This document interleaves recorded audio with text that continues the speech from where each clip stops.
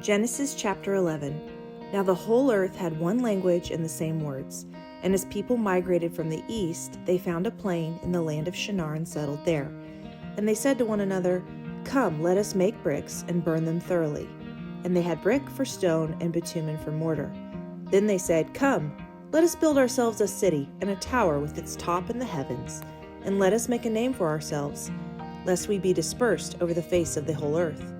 And the Lord came down to see the city and the tower which the children of man had built. And the Lord said, "Behold, they are one people, and they have all one language, and this is only the beginning of what they will do. And nothing that they propose to do will now be impossible for them. Come, let us go down and there confuse their language, so that they may not understand one another's speech." So the Lord dispersed them from there over the face of all the earth, and they left off building the city. Therefore its name was called Babel, because there the Lord confused the language of all the earth. And from there the Lord dispersed them over the face of all the earth. These are the generations of Shem. When Shem was 100 years old, he fathered Arpachshad 2 years after the flood. And Shem lived after he fathered Arpachshad 500 years and had other sons and daughters. When Arpachshad had lived 35 years, he fathered Shelah. And Arpachshad lived after he fathered Shelah 403 years and had other sons and daughters. When Shelah had lived 30 years, he fathered Eber. And Shelah lived after he fathered Eber 403 years and had other sons and daughters. When Eber had lived 34 years, he fathered Peleg. And Eber lived after he fathered Peleg 430 years and had other sons and daughters. When Peleg had lived 30 years, he fathered Reu. And Peleg lived after he fathered Reu 209 years and had other sons and daughters. When Reu had lived 32 years, he fathered Serug. And Reu lived after he fathered Serug 207 years and had other sons and daughters. When Serug had lived 30 years, he fathered Nahor. And Serug lived after he fathered Nahor 200 years and had other sons and daughters. When Nahor had lived 29 years, he fathered Terah. And Nahor lived after he fathered Terah 119 years and had other sons and daughters. When Terah had lived 70 years, he fathered Abram, Nahor, and Haran. Now these are the generations of Terah. Terah fathered Abram, Nahor, and Haran. And Haran fathered Lot. Haran died in the presence of his father Terah in the land of his kindred in Ur of the Chaldeans. And Abram and Nahor took wives. The name of Abram's wife was Sarai, and the name of Nahor's wife, Milcah, the daughter of Haran, the father of Milcah and Iscah. Now Sarai was barren. She had no child.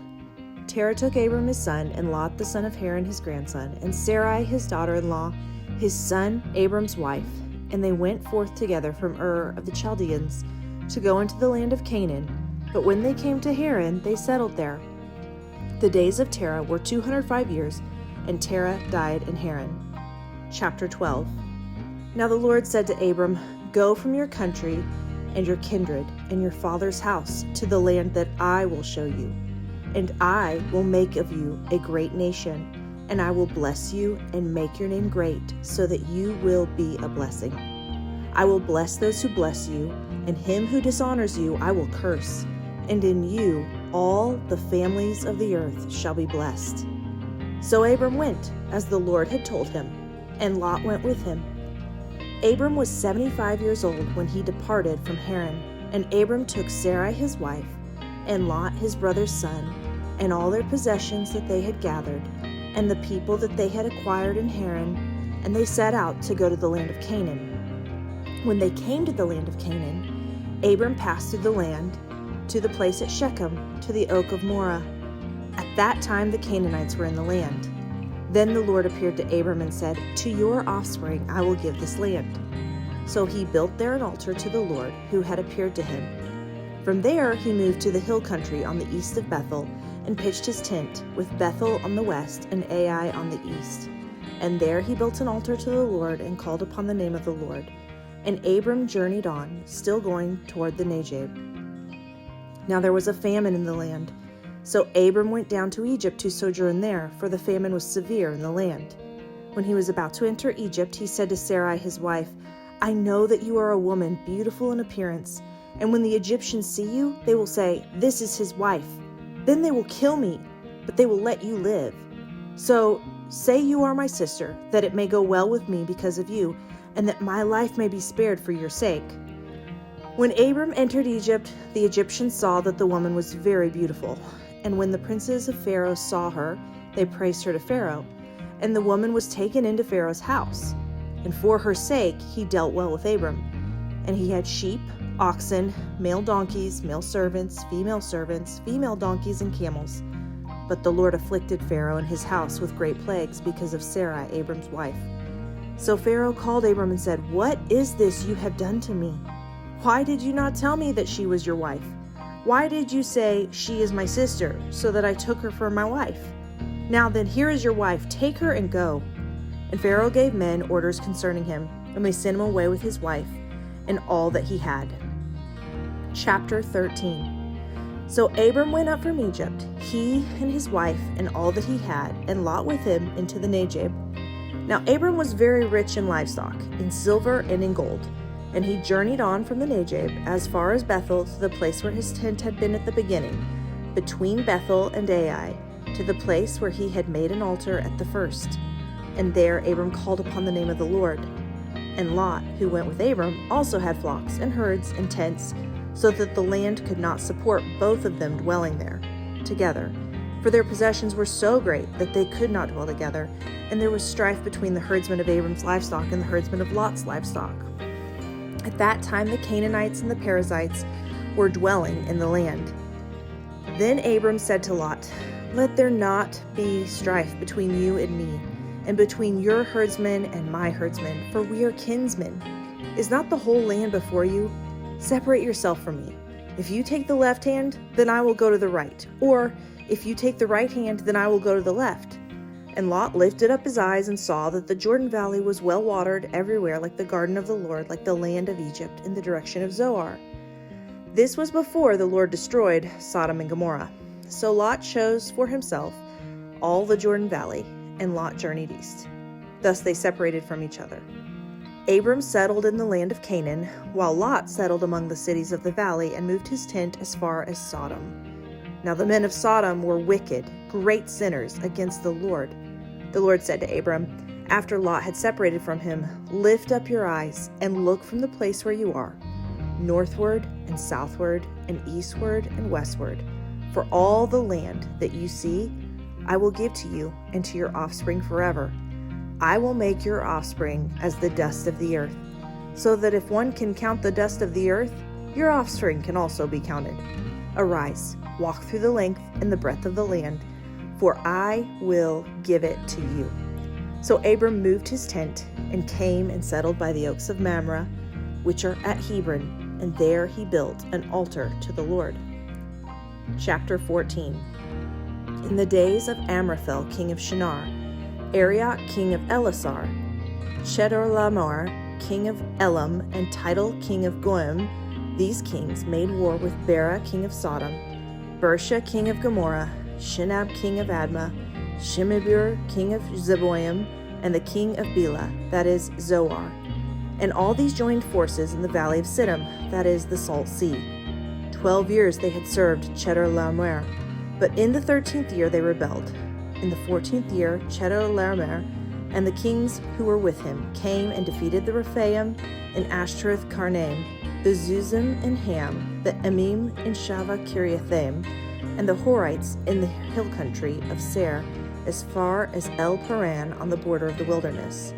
Then they turned back and came to En Mishpat, that is Kadesh, and defeated all the country of the Amalekites, and also the Amorites who were dwelling in Hazazon Tamar. Then the king of Sodom, the king of Gomorrah, the king of Admah, the king of Zeboim, and the king of Bela, that is Zoar, went out, and they joined battle in the valley of Siddim, with Chedorlaomer, king of Elam, Tidal, king of Goyim, Amraphel, king of Shinar, and Arioch, king of Elasar, 4 kings against 5. Now the valley of Siddim was full of bitumen pits, and as the king of Sodom and Gomorrah fled, some fell into them, and the rest fled to the hill country. So the enemy took all the possessions of Sodom and Gomorrah and all their provisions and went their way. They also took Lot, the son of Abram's brother, who was dwelling in Sodom, and his possessions, and went their way. Then one who had escaped came and told Abram the Hebrew, who was living by the oaks at Mamre the Amorite, brother of Eshcol and of Aner. These were allies of Abram. When Abram heard that his kinsmen had been taken captive, he led forth his trained men, born in his house, 318 of them, and went in pursuit as far as Dan. And he divided his forces against them by night, he and his servants, and defeated them and pursued them to Hobah north of Damascus. Then he brought back all the possessions, and also brought back his kinsman Lot with his possessions, and the women and the people. After his return from the defeat of Chedorlaomer and the kings who were with him, the king of Sodom went out to meet him at the valley of Shaveh, that is, the king's valley. And Melchizedek, king of Salem, brought out bread and wine. He was priest, God Most High. And he blessed him and said, Blessed be Abram by God Most High, possessor of heaven and earth. And blessed be God Most High, who has delivered your enemies into your hand. And Abram gave him 1/10 of everything. And the king of Sodom said to Abram, Give me the persons, but take the goods for yourself. But Abram said to the king of Sodom, I have lifted my hand to the Lord, God Most High, possessor of heaven and earth, that I would not take a thread or a sandal strap or anything that is yours, lest you say, I have made Abram rich. I will take nothing but what the young men have eaten and the share of the men who went with me. Let Aner, Eshcol, and Mamre take their share. Chapter 15. After these things, the word of the Lord came to Abram in a vision. Fear not, Abram, I am your shield. Your reward shall be very great. But Abram said, O Lord God, what will you give me? For I continue childless, and the heir of my house is Eliezer of Damascus. And Abram said, Behold, you have given me no offspring, and a member of my household will be my heir. And behold, the word of the Lord came to him. This man shall not be your heir. Your very own son shall be your heir. And he brought him outside and said, Look toward heaven, and number the stars if you are able to number them. Then he said to him, So shall your offspring be. And he believed the Lord, and he counted it to him as righteousness. And he said to him, I am the Lord who brought you out from Ur of the Chaldeans to give you this land to possess. But he said, O Lord God, how am I to know that I shall possess it? He said to him, Bring me a heifer 3 years old, a female goat 3 years old, a ram 3 years old, a turtle dove, and a young pigeon. And he brought him all these, cut them in half, and laid each half over against the other. But he did not cut the birds in half. And when birds of prey came down on the carcasses, Abram drove them away. As the sun was going down, a deep sleep fell on Abram. And behold, dreadful and great darkness fell upon him. Then the Lord said to Abram, Know for certain that your offspring will be sojourners in a land that is not theirs, and will be servants there, and they will be afflicted for 400 years. But I will bring judgment on the nation that they serve, and afterward they shall come out with great possessions. As for you, you shall go to your fathers in peace. You shall be buried in good old age, and they shall come back here in the 4th generation. For the iniquity of the Amorites is not yet complete. When the sun had gone down and it was dark, behold, a smoking fire pot and a flaming torch passed between these pieces.